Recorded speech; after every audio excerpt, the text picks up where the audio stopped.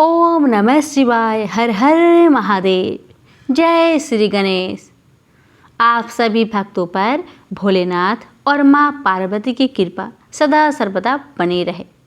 भक्तों, आज सावन महीने की कृष्ण पक्ष की द्वितीय तिथि है और दिन है शनिवार। सावन महीने के सोमवार के साथ ही शनिवार को भी बहुत खास माना जाता है। शनि दोष, साधे साथी और ढैया से परेशान लोग शनिवार व्रत की शुरुआत करना चाहते हैं तो सावन शनिवार से व्रत शुरू करना चाहिए। स्कंद पुराण के अनुसार सावन महीने में शनिवार को शनिदेव के साथ भगवान शिव की विशेष पूजा करनी चाहिए, जिससे कुंडली में मौजूद ग्रह स्थिति से बने रहे दोषों से छुटकारा मिल जाता है। भक्तों, भगवान शिव शनिदेव के गुरु हैं। शिव ने ही शनिदेव को न्यायाधीश का पद दिया था, जिसके फलस्वरूप शनिदेव मनुष्य को कर्मों के अनुसार फल देते हैं। इसलिए श्रावण के महीने में जो भी भगवान शिव के साथ साथ शनिदेव की उपासना करता है उसको शुभ फल प्राप्त होते हैं। भगवान शिव के अवतार पिपलाद, भैरव तथा रुद्र अवतार हनुमान जी की पूजा भी शनि के प्रकोप से ही रक्षा करती है। पीपल के पेड़ के ऊपर वाले हिस्से में भगवान शिव का वास होता है। इसके साथ ही पीपल में शनि देव का भी स्थान होता है। इसलिए भगवान शिव और शनिदेव को प्रसन्न करने के लिए पीपल की पूजा का विधान है। लिंग पुराण के अनुसार शनिवार को पीपल के पेड़ को स्पर्श करने से उम्र बढ़ती है। इस दिन सुबह जल्दी उठकर नहाने के बाद पीपल के पेड़ को प्रणाम करें। उसके बाद दोनों हाथों से पीपल को स्पर्श करें।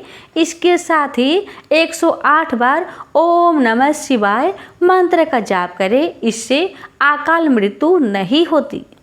तो श्रावण शनिवार को शनि मंदिर में जाकर शनिदेव की मूर्ति का तिल के तेल से अभिषेक कराएं।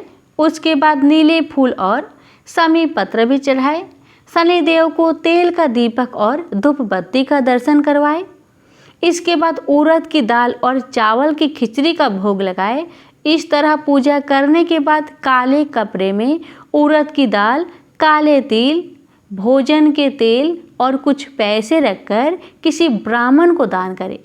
इसके साथ ही श्रद्धानुसार जूते, चप्पल, पलंग या बिछौना भी दान कर सकते हैं। भक्तों, शिव महापुराण की शतरूपा संहिता के अनुसार शनिदेव की पूजा के बाद विश्वामित्र, पिपलाद मुनि और विश्वामित्र के पिता गाधी, इन तीनों का नाम लेकर इन्हें प्रणाम करें।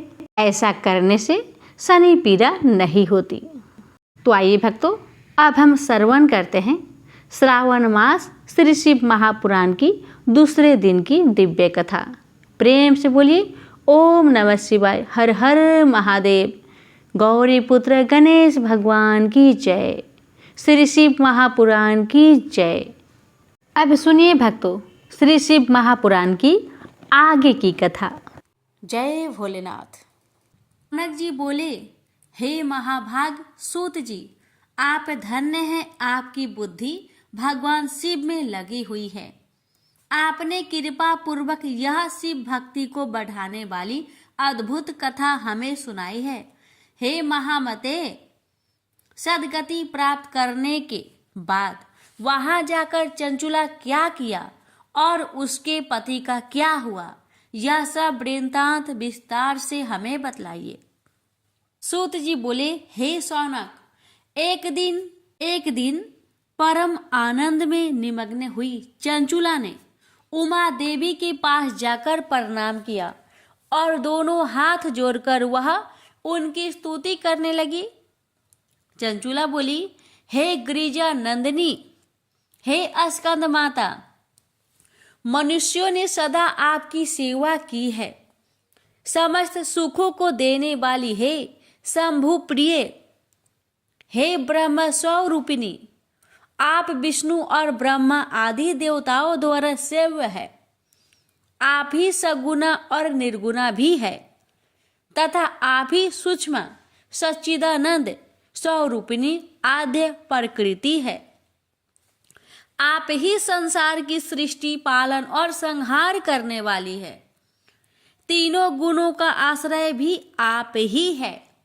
ब्रह्मा, विष्णु और महेश्वर, इन तीनों देवताओं का आवास स्थान तथा उनकी उत्तम प्रतिष्ठा करने वाली पराशक्ति आप ही है। चंचूला इस प्रकार महेश्वर पत्नी उमा की स्तुति करके सिर झुकाए चुप हो गई। उसके नेत्रों में प्रेम के आंसू उमड़ आए थे। तब करुणा से भरी हुई शंकर प्रिया भक्त वत्सला पार्वती देवी चंचूला को संबोधित करके बड़े प्रेम से इस प्रकार कहने लगी। हे सखी चंचूले, हे सुंदरी, मैं तुम्हारी की हुई इस स्तुति से बहुत प्रसन्न हूं। बोलो, क्या वर मांगती हो? तुम्हारे लिए मुझे कुछ भी आदेय नहीं है। पार्वती जी के इस प्रकार कहने पर चंचूला उन्हें प्रणाम करके दोनों हाथ जोड़कर नतमस्तक हो प्रेम पूर्वक पूछने लगी। हे निष्पापी गिरिजा कुमारी, मेरे पति बिंदुक इस समय कहाँ है? उसकी कैसी गति हुई है यह मैं नहीं जानती। कल्याणमयी दिन वत्सले, मैं आपके उन पति देव से जिस प्रकार संयुक्त हो सकूं, कृपा करके वैसा ही उपाय कीजिए। हे महेश्वरी, हे महादेवी, मेरे पति एक क्षुद्र जातीय वैश्या के प्रति आसक्त थे और पापों में ही डूबे रहते थे। उनकी मृत्यु मुझसे पहले ही हो गई थी। वे न जाने किस गति को प्राप्त हुए हैं। चंचूला के यह वचन सुनकर नीति वत्सला हिमालय पुत्री देवी पार्वती ने अत्यंत प्रेम पूर्वक उत्तर दिया। तुम्हारा बिंदुक नाम वाला पति बड़ा पापी था। उसका अंतःकरण बड़ा ही दूषित था। वैश्या का उपभोग करने वाला वह महामूर्ख मरने के बाद नरक में पड़ा है। अनगिनत वर्षों तक नरक में नाना प्रकार के दुख भोगकर वह पाप आत्मा अपने शेष पाप को भोगने के लिए विंध्य पर्वत पर पिशाच बना हुआ है। इस समय वह पिशाच की अवस्था में ही है और नाना प्रकार के कलेश उठा रहा है। वह दुष्ट वही वायु पीकर रहता है और सदा सब प्रकार के कष्ट सहता है। गौरी देवी की यह बात सुनकर उत्तम व्रत का पालन करने वाली वह चंचूला उस समय पति के महान दुख से दुखी हो गई। फिर मन को स्थिर करके उस ब्राह्मण पत्नी ने व्यवस्थित हृदय से महेश्वरी को प्रणाम करके पुनः पूछा, हे महेश्वरी, हे महादेवी, मुझ पर कृपा कीजिए और दूषित कर्म करने वाले मेरे उस दुष्ट पति का अब उद्धार कीजिए। हे देवी, कुत्सित बुद्धि वाले मेरे उस पापात्मा पति को किस उपाय से उत्तम गति प्राप्त हो सकती है, यह शीघ्र बतलाइए। आपको नमस्कार है। उसकी यह बात सुनकर भक्त वत्सला पार्वती जी अपने सखी चंचूला से प्रसन्न होकर ऐसा कहने लगी, तुम्हारा पति यदि शिव पुराण की पुण्यमयी उत्तम कथा को सुने तो सारी दुर्गति को पार करके वह उत्तम गति का भागी हो सकता है। अमृत के समान मधुर अक्षरों से युक्त गौरी देवी का यह वचन आदर पूर्वक सुनकर चंचूला ने हाथ जोड़कर मस्तक झुकाकर उन्हें बारंबार प्रणाम किया और अपने पति के समस्त पापों की शुद्धि तथा उत्तम गति की प्राप्ति के लिए पार्वती देवी से यह प्रार्थना की कि मेरे पति को शिव पुराण सुनाने की व्यवस्था होनी चाहिए। उस ब्राह्मण पत्नी के बारंबार प्रार्थना करने पर शिव प्रिया गौरी देवी को बड़ी दया आई। उन भक्त वत्सला महेश्वरी गिरिजा कुमारी ने भगवान शिव की उत्तम कृति का गान करने वाले गंधर्व राज तुमरुक को बुलाकर उनसे प्रसन्नता पूर्वक इस प्रकार कहा, मेरी मन की बातों को जानकर मेरे अभिष्ट कार्यों को सिद्ध करने वाले तथा शिव में प्रीति रखने वाले हे तुमरू, मैं तुमसे एक बात कहती हूँ, तुम्हारा कल्याण हो। तुम मेरी इस सखी के साथ शीघ्र ही विंध्य पर्वत पर जाओ। वहां एक महाघोर और भयंकर पिशाच रहता है। उसका वृत्तांत तुम आरंभ से ही सुनो। मैं तुमसे प्रसन्नता पूर्वक सब कुछ बताती हूँ। पूर्व जन्म में वह पिशाच बिंदुक नामक ब्राह्मण था। वह मेरी इस सखी चंचुला का पति था, परंतु वह दुष्ट वैश्यगामी हो गया। स्नान संध्या आदि नित्य कर्म छोड़कर वह अपवित्र रहने लगा। क्रोध के कारण उसकी बुद्धि पर मूर्खता छा गई थी। वह कर्तव्य का विवेक नहीं कर पाता था। अभक्षय भक्षण, सज्जनों से देश और दूषित वस्तुओं का दान लेना, यही उसका स्वाभाविक कर्म बन गया था। वह अस्त्र शस्त्र लेकर हिंसा करता, बाएं हाथ से खाता, दीनों को सताता और क्रूरता पूर्वक पराये घरों में आग लगा देता था। वह चांडालों से प्रेम करता और प्रतिदिन वेश्या के संपर्क में रहता था। वह बड़ा दुष्ट था। उस पापी ने अपनी पत्नी का परित्याग कर दिया था और वह दुष्टों के संग में निरत रहता था। उसने वेश्या के कुसंग से अपने सारे पुण्य को नष्ट कर लिए और धन के लोभ से अपनी पत्नी को निर्भय करके व्यभिचारिणी बना डाला। वह मृत्यु प्रयत्न दुराचार में ही फंसा रहा। फिर समय आने पर उसकी मृत्यु हो गई। वह पापियों के भोग स्थान घोर यमपुर में गया और वहां बहुत से नरकों को भोग कर वह दुष्ट आत्मा इस समय विंध्या पर्वत पर पिशाच बना हुआ है। वहीं पर वह दुष्ट पिशाच अपने पापों का फल भोग रहा है।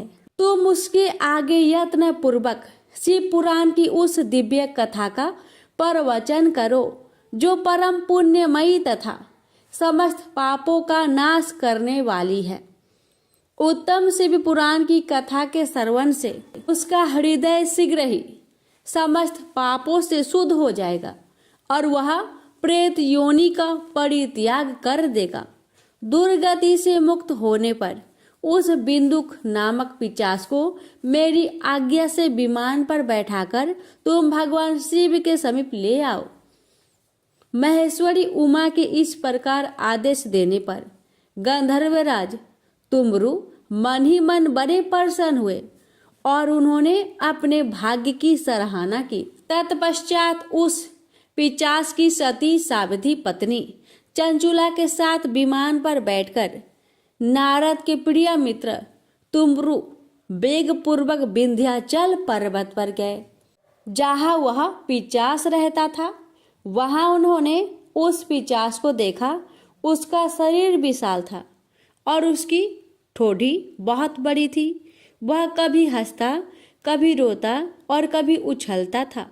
उसकी आकृति बड़ी विकराल थी। भगवान शिव की उत्तम कृति का गान करने वाले महाबली तुमरू ने उस अत्यंत भयंकर पिशाच को बलपूर्वक पासों द्वारा बांध लिया।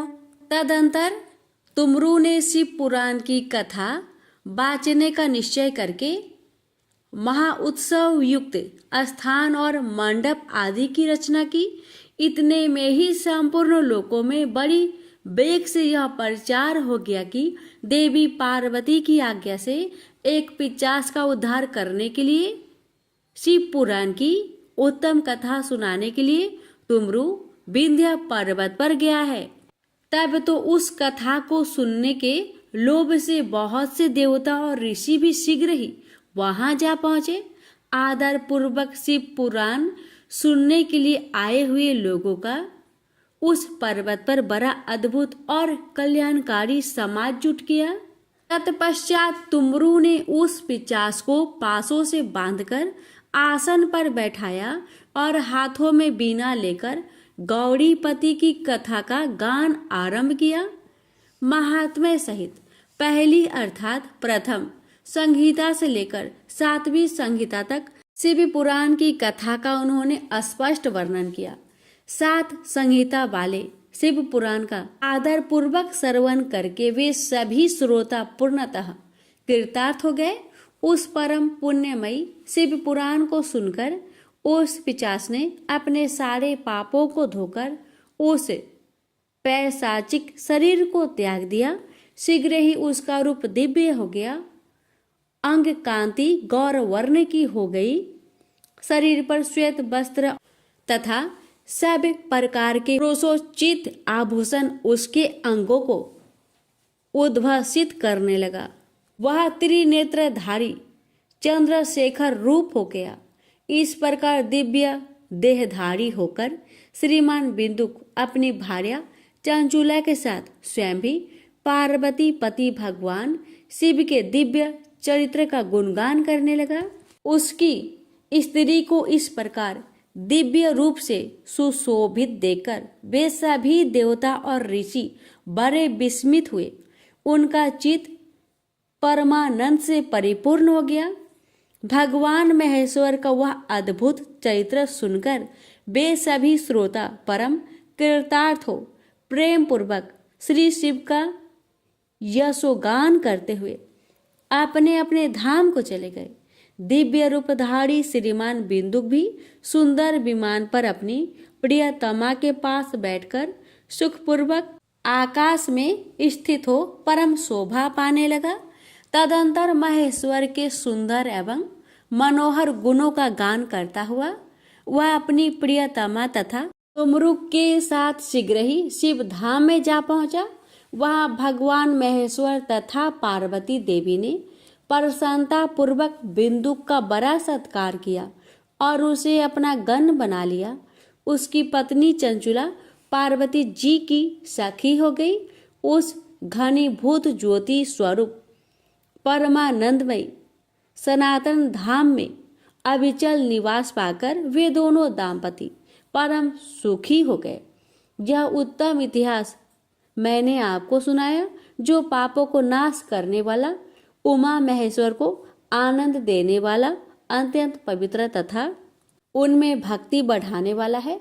जो इसे भक्ति पूर्वक सुनता है अथवा एकाग्रचित होकर इसका पाठ करता है, वह अनेक सांसारिक सुखों को भोगकर अंत में मुक्ति प्राप्त करता है। शिव पुराण के श्रवण की विधि।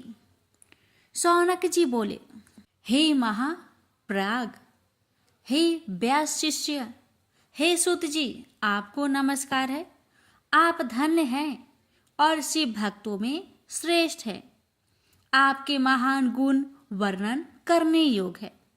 अब आप कल्याणमयी शिव पुराण की श्रवण की विधि बतलाइए, जिससे सभी श्रोताओं को संपूर्ण उत्तम फल की प्राप्ति हो सके।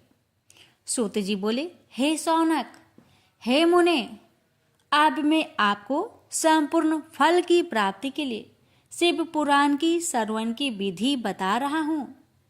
सर्वप्रथम किसी ज्योतिषी को बुलाकर दान मन से संतुष्ट करके अपने सहयोगी लोगों के साथ बैठकर बिना किसी विघ्न बाधा के कथा की समाप्ति होने के उद्देश्य से शुद्ध मुहूर्त का अनुसंधान कराए। तदंतर प्रयत्न पूर्वक देश देश में स्थान स्थान पर यह शुभ संदेश भेजे कि हमारे यहाँ शिव पुराण की कथा होने वाली है। अपने कल्याण की इच्छा रखने वाले लोगों को उसे सुनने के लिए अवश्य पधारना चाहिए। कुछ लोग भगवान श्री हरि की कथा से बहुत दूर पर गए हैं। कितने ही स्त्री, क्षुद्र आदि भगवान शंकर के तथा कीर्तन से वंचित रहते हैं। उन सबको भी सूचना हो जाए, ऐसा प्रबंध करना चाहिए। देश देश में जो भगवान शिव के भक्त हो तथा शिव कथा के कीर्तन और श्रवण के लिए उत्सुक हो, उन सबको आदर पूर्वक बुलवाना चाहिए। उन्हें कहलाना चाहिए कि यहाँ सत्पुरुषों को आनंद देने वाला समाज तथा अति अद्भुत उत्सव होगा, जिसमें शिव पुराण का पारायण होगा। शिव पुराण की रसमयी कथा का श्रवण करने हेतु आप लोग प्रेम पूर्वक शीघ्र पधारने की कृपा करें। यदि समय का अभाव हो तो प्रेम पूर्वक एक दिन के लिए भी आइए। आपको निश्चय ही आना चाहिए, क्योंकि इस कथा में श्रवण भर के लिए बैठने का सौभाग्य भी दुर्लभ है। इस प्रकार विनय और प्रसन्नता पूर्वक श्रोताओं को निमंत्रण देना चाहिए और आए हुए लोगों का सब प्रकार से आदर सत्कार करना चाहिए। शिव मंदिर में, तीर्थ में, वन प्रांत में अथवा घर में शिव पुराण की कथा सुनने के लिए उत्तम स्थान का निर्माण करना चाहिए।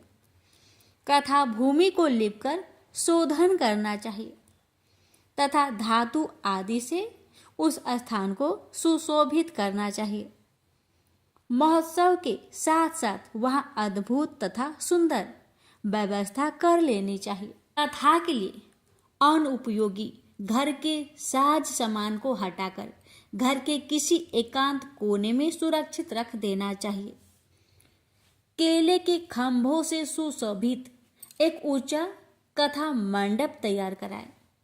उसे सब और फल पुष्प आदि से सुंदर चंदोबे से अलंकृत करें और चारों ओर ध्वजा पताका लगाकर तरह तरह के सामानों से सजाकर सुंदर शोभा संपन्न बना दे। भगवान शिव के प्रति सब प्रकार से उत्तम भक्ति करनी चाहिए, क्योंकि वही सब तरह से आनंद का विधान करने वाली हैं। परमात्मा भगवान शंकर के लिए दिव्य आसन का निर्माण कराना चाहिए तथा कथा वाचक के लिए भी एक ऐसा दिव्य आसन बनाना चाहिए जो उनके लिए सुखद हो सके। मुने नियम पूर्वक कथा सुनने वाले श्रोताओं के लिए भी यथायोग्य सुंदर स्थानों की व्यवस्था करनी चाहिए। अन्य लोगों के लिए भी सामान्य रूप से स्थान बनाने चाहिए। हे शौनक जी, विवाह उत्सव में जैसे उल्लास संपूर्ण मन स्थिति होती है, वैसे ही इस कथा उत्सव में रखनी चाहिए। सब प्रकार की दूसरी लौकिक चिंताओं को भूल जाना चाहिए। वक्ता उत्तर दिशा की ओर मुख करे तथा श्रोतागण पूर्व दिशा की ओर मुख करके पलथी माल कर बैठे। इस विषय में भी कोई विरोध नहीं है कि पूज्य के बीच पूर्व दिशा रहे अथवा वक्ता के सम्मुख श्रोताओं का मुख रहे, ऐसा कहा गया है। पौराणिक वक्ता व्यासान पर जब तक विराजमान रहे तब तक प्रसंग समाप्ति के पूर्व किसी को नमस्कार नहीं करना चाहिए। पुराण का विद्वान वक्ता चाहे बालक, युवा, वृद्ध, दरिद्र अथवा दुर्बल जैसा भी हो, पुण्य चाहने वालों के लिए सदा वंदनीय और पूज्य होता है। जिसके मुख से निकली हुई वाणी देहधारियों के लिए कामधेनु के समान अभिष्ट फल देने वाली होती है, उस पुराण वेता वक्ता के लिए प्रति तुच्छ बुद्धि कभी नहीं करनी चाहिए। संसार में जन्म तथा गुणों के कारण बहुत से गुरु होते हैं, परंतु उन सब में पुराणों का ज्ञाता विद्वान ही परम गुरु माना गया है। करोड़ों योनियों में जन्म ले लेकर दुख भोगते हुए प्राणियों को जो मुक्ति प्रदान करता है, उस पुराण वक्ता से बड़ा दूसरा कौन गुरु हो सकता है। पुराण वेता पवित्र, दक्ष, शांत, ईर्ष्या पर विजय पाने वाला, साधु और दयालु होना चाहिए। ऐसा प्रवचन कुशल विद्वान इस पुण्यमयी कथा को कहे। सूर्योदय से आरंभ करके 3:30 पहर तक उत्तम बुद्धि वाले विद्वान पुरुष को शिव पुराण की कथा सम्यक रीति से बाँचनी चाहिए।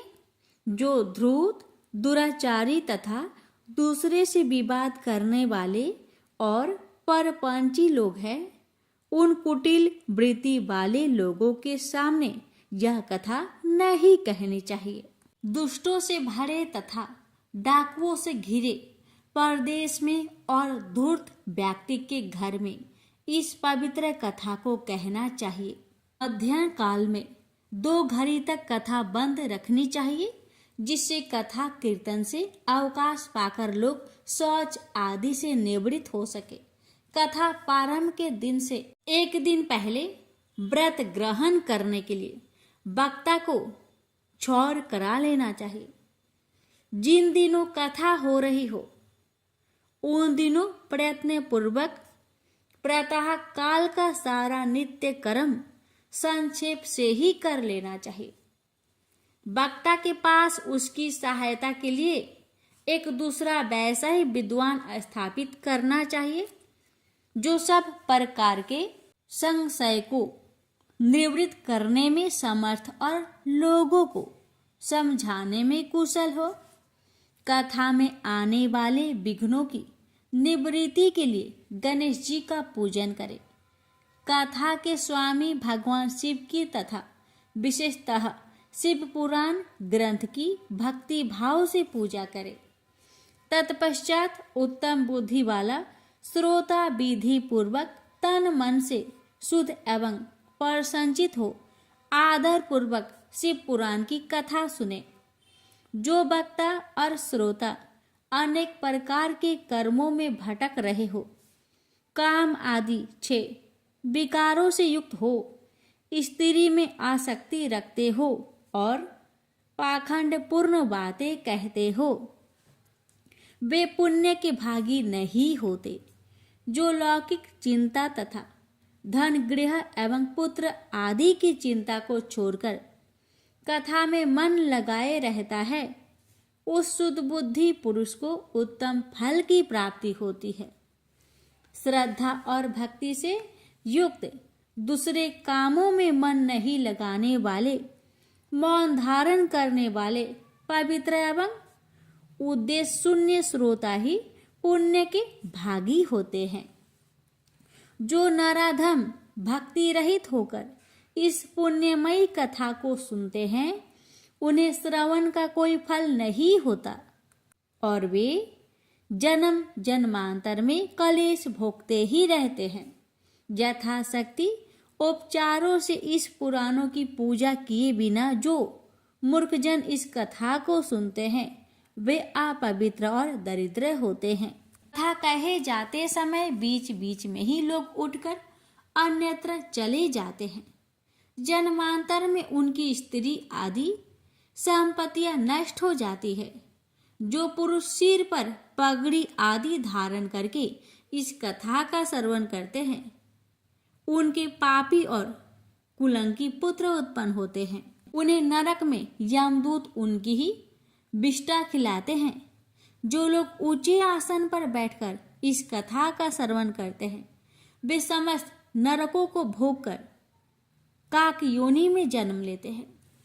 जो लोग वीरासन आदि से बैठकर इस शुभ कथा को सुनते हैं, वे अनेक नरक को भोगकर विष वृक्ष का जन्म पाते हैं। कथा सुनने वाले पौराणिक को अच्छी प्रकार प्रणाम किए बिना जो लोग कथा सुनते हैं, वे सभी नरक को भोगकर अर्जुन वृक्ष बनते हैं। रोग युक्त न होने पर भी जो लोग लेटकर यह कथा सुनते हैं, वे सभी नरक को भोगकर अंत में अजगर आदि योनियों में जन्म लेते हैं। वक्ता के समान ऊंचाई वाले आसन पर बैठकर जो इस कथा का श्रवण करते हैं, उन नारकीय लोगों को सैया पर शयन करने जैसे पाप लगता है। जो इस पवित्र कथा तथा वक्ता की निंदा करते हैं, वे 100 जन्मों तक दुख भोगकर कुत्ते का जन्म पाते हैं। कथा होते समय बीच में जो गंदी बातें बोलते हैं, वो घोर नरक भोगने के बाद गधे का जन्म पाते हैं। जो कभी भी इस परम पवित्र कथा का श्रवण नहीं करते, वे घोर नरक भोगने के पश्चात जंगली सुअर का जन्म लेते हैं। जो दुष्ट कथा के बीच में विघ्न डालते हैं, वे करोड़ों वर्षों तक नरक यातना को भोगकर गांव के सुअर का जन्म पाते हैं। इसका विचार करके शुद्ध और प्रेम पूर्वक चित्त से बुद्धिमान श्रोता को वक्ता के प्रति भक्ति भाव रखकर कथा श्रवण का प्रयत्न करना चाहिए। सबसे पहले कथा के विघ्नों का नाश करने हेतु गणेश जी की पूजा करनी चाहिए। अपने नित्य कर्मों को संक्षेप में संपन्न करने के प्रायश्चित करना चाहिए। नवग्रह और सर्वतोभद्र देवताओं का पूजन करके शिव पूजा की बताई गई विधि से शिव पुराण की पुस्तक का अर्चन करना चाहिए। पूजन के अंत में विनम्र होकर बड़ी भक्ति के साथ दोनों हाथ जोड़कर साक्षात शिव स्वरूपिणी पुस्तक की इस प्रकार स्तुति करनी चाहिए। श्री शिव पुराण के रूप में आप प्रत्यक्ष सदा शिव हैं। हमने कथा सुनने के लिए आपको अंगीकार किया है। आप हम पर प्रसन्न हो। मेरा जो मन वांछित हो उसे आप कृपा पूर्वक संपन्न करें। मेरा यह कथा श्रवण निर्विघ्न रूप से सुसंपन्न हो। कर्म रूपी ग्रह से ग्रस्त शरीर वाले मुझे दिन का आप संसार सागर से उद्धार कीजिए। हे शंकर, मैं आपका दास हूँ। इस प्रकार साक्षात शिव स्वरूप इस शिव पुराण की दीनता पूर्वक स्तुति करके वक्ता की पूजा आरंभ करनी चाहिए।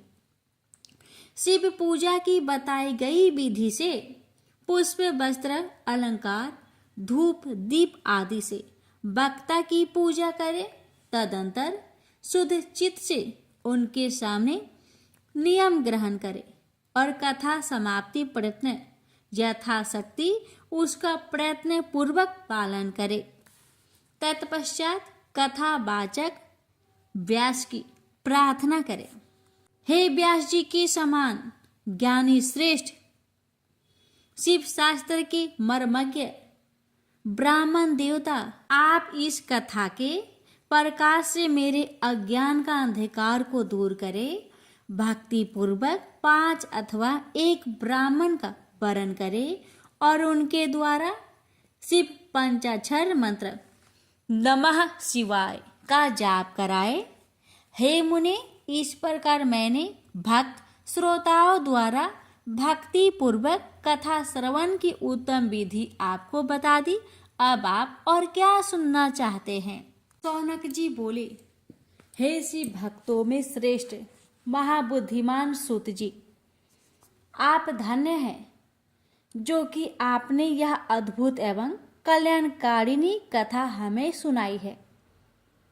हे मुने, शिव पुराण की कथा सुनने के लिए व्रत धारण करने वाले लोगों को किन नियमों का पालन करना चाहिए, यह भी कृपा पूर्वक सबके कल्याण की दृष्टि से बतलाइए। सूत जी बोले, हे सौनक, अब शिव पुराण सुनने का व्रत लेने वाले पुरुषों के लिए जो नियम है उन्हें भक्ति पूर्वक सुनिए। नियम पूर्वक इस श्रेष्ठ कथा को सुनने से बिना किसी विघ्न बाधा के उत्तम फल की प्राप्ति होती है। दीक्षा से रहित लोगों का कथा श्रवण में अधिकार नहीं है। अतः मुने, कथा सुनने की इच्छा वाले सब लोगों को पहले वक्ता से दीक्षा ग्रहण करनी चाहिए। कथाव्रती को ब्रह्मचार्य से रहना, भूमि पर सोना, पातल में खाना और प्रतिदिन कथा समाप्त होने पर ही अन्न ग्रहण करना चाहिए। जिसमें शक्ति हो वह पुराण की समाप्ति तक उपवास करके शुद्धता पूर्वक भक्ति भाव से उत्तम शिव पुराण को सुने। घृत अथवा दूध पीकर सुखपूर्वक कथा श्रवण करे अथवा फलहार करके अथवा एक ही समय भोजन करके इसे सुनना चाहिए। इस कथा का व्रत लेने वाले पुरुष को प्रतिदिन एक ही बार हविष्यान्न भोजन करना चाहिए। जिस प्रकार से कथा श्रवण का नियम सुखपूर्वक पालित हो सके वैसे ही करना चाहिए। कथा श्रवण में विघ्न उत्पन्न करने वाली उपवास की तुलना में तुम्हें कथा श्रवण में शक्ति प्रदान करने वाले भोजन को ही अच्छा समझता हूँ। गरिष्ठ अन्न, दाल, जला अन्न, सेम, मसूर, भाव दूषित तथा बासी अन्न को खाकर कथाव्रती पुरुष कभी कथा को ना सुने। कथाव्रती को बैगन, तरबूज, चिचिड़ा, मूली, कोहरा, प्याज, नारियल का मूल तथा अन्य कंद मूल का त्याग करना चाहिए।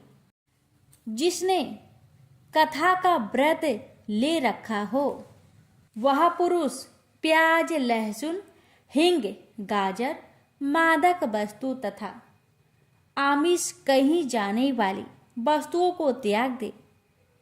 कथा का व्रत लेने वाला जो पुरुष है उसे काम, क्रोध आदि 6 विकारों, ब्राह्मणों की निंदा तथा पतिव्रता और साधु संतों की निंदा का त्याग कर देना चाहिए। कथा श्रवण का व्रत धारण करने वाला व्यक्ति रजवाला स्त्री को ना देखे, पतित मनुष्यों को कथा की बात न सुनाए, ब्राह्मणों से देश रखने वालों और वेद बहिष्कृत मनुष्यों के साथ संभाषण न करे। कथा व्रती पुरुष प्रतिदिन सत्य, शौच, दया, मौन, सरलता, विनय तथा मन की उदारता, इन सद्गुणों को सदा अपनाए रहे। श्रोता निष्काम हो या सकाम, वह नियम पूर्वक कथा सुने। सकाम पुरुष अपनी अभीष्ट कामना को प्राप्त करता है और निष्काम पुरुष मोक्ष को पा लेता है। दरिद्र, क्षय का रोगी, पापी, भाग्यहीन तथा संतान रहित पुरुष भी इस उत्तम कथा को सुने। काकबंध्या आदि जो 7 प्रकार की दुष्टा स्त्रियां है तथा जिस स्त्री का गर्भ गिर जाता हो, इन सभी को शिव पुराण की उत्तम कथा सुननी चाहिए। हे मुने, स्त्री हो या पुरुष, सबको यत्न पूर्वक विधि विधान से शिव पुराण की उत्तम कथा सुननी चाहिए। इस शिव पुराण के कथा पारायण के दिनों को अत्यंत उत्तम और करोड़ों यज्ञों के समान पवित्र मानना चाहिए। इस श्रेष्ठ दिनों में विधि पूर्वक जो थोड़ी सी भी वस्तु दान की जाती है उसका अक्षय फल मिलता है। इस प्रकार व्रत धारण करके इस परम श्रेष्ठ कथा का श्रवण करके आनंद पूर्वक श्रीमान पुरुष को इसका उद्यापन करना चाहिए। इसके उद्यापन की विधि शिव चतुर्दशी के उद्यापन के समान है।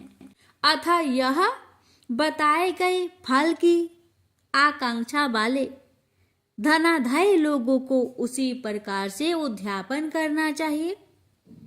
अल्प विपत्ति वाले भक्ति के लिए प्राय उद्यापन की आवश्यकता नहीं है। वे तो कथा श्रवण मात्र से पवित्र हो जाते हैं। शिव जी के निष्काम भक्त तो शिव स्वरूप ही होते हैं।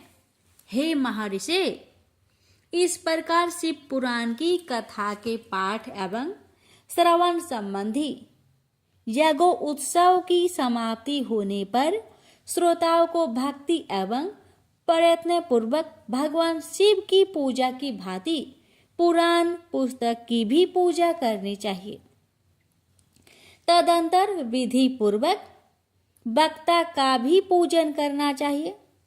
पुस्तक को आच्छादित करने के लिए नवीन एवं सुंदर बस्ता बनाए और उसे बांधने के लिए ढिंड एवं दिव्य सूत्र लगाए, फिर उसका विधिवत पूजन करे।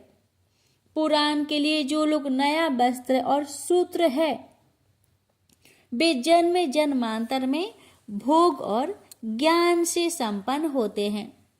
कथावाचक को अनेक प्रकार के बहुमूल्य पदार्थ देने चाहिए और उत्तम वस्त्र, आभूषण और सुंदर पात्र आदि विशेष रूप से देने चाहिए। पुराण के आसन रूप में जो लोग कंबल, मृग चर्म वस्त्र, चौकी, तख्ता आदि प्रदान करते हैं, वे स्वर्ग प्राप्त करके यथेच्छ सुखों का उपभोग कर पुनः कल्प प्रत्न ब्रह्मलोक में रहकर अंत में शिवलोक को प्राप्त करते हैं। मुनिश्रेष्ठ, इस प्रकार महान उत्सव के साथ पुस्तक और वक्ता की विधि पूर्वक पूजा करके वक्ता की सहायता के लिए स्थापित किए गए पंडित का भी उसी के अनुसार उससे कुछ ही कम धन आदि द्वारा सत्कार करे। वहां आए हुए ब्राह्मण को अन्य धन आदि का दान करे, साथ ही गीत, वाद्य और नृत्य आदि के द्वारा महान उत्सव करे।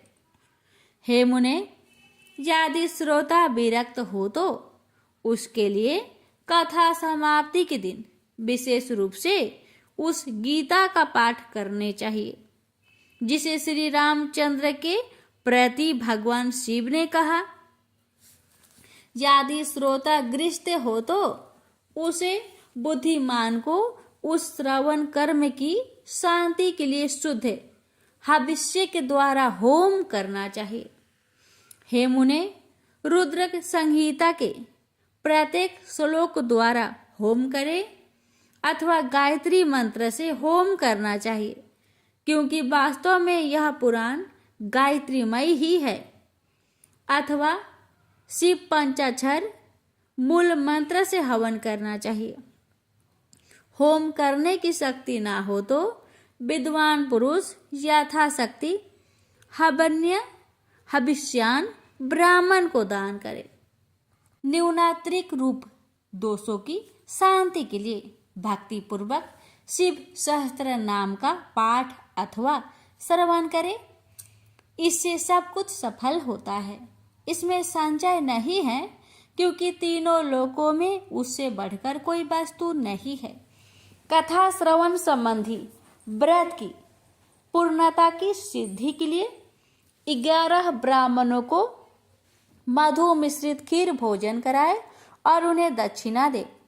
मुने, यदि शक्ति हो तो 3 पल 12 तोला सोने का एक सुंदर सिंहासन बनवाए और उस पर उत्तम अक्षर में लिखी अथवा लिखाई हुई शिव पुराण की पुस्तक विधि पूर्वक स्थापित करे। तत्पश्चात पुरुष आह्वान आदि विविध उपचारों से उसकी पूजा करके दक्षिणा चढ़ाए। तदंतर जितेंद्रिय आचार्य का वस्त्र आभूषण एवं गंध आदि से पूजन करके उत्तम बुद्धि वाला श्रोता भगवान शिव के संतोष के लिए दक्षिणा सहित वह पुस्तक उन्हें समर्पित कर दे। हे शौनक, इस पुराण के उस दान के प्रभाव से भगवान शिव का अनुग्रह पाकर पुरुष भाव बंधन से मुक्त हो जाता है। इस तरह विधि विधान का पालन करने पर श्री संपन्न शिव पुराण संपूर्ण फलों को देने वाला तथा भोग और मोक्ष का दाता होता है। हे मुने, मैंने आपको शिव पुराण का यह सारा महात्म्य जो संपूर्ण अभिष्टों को देने वाला है बता दिया। अब और क्या सुनना चाहते हो?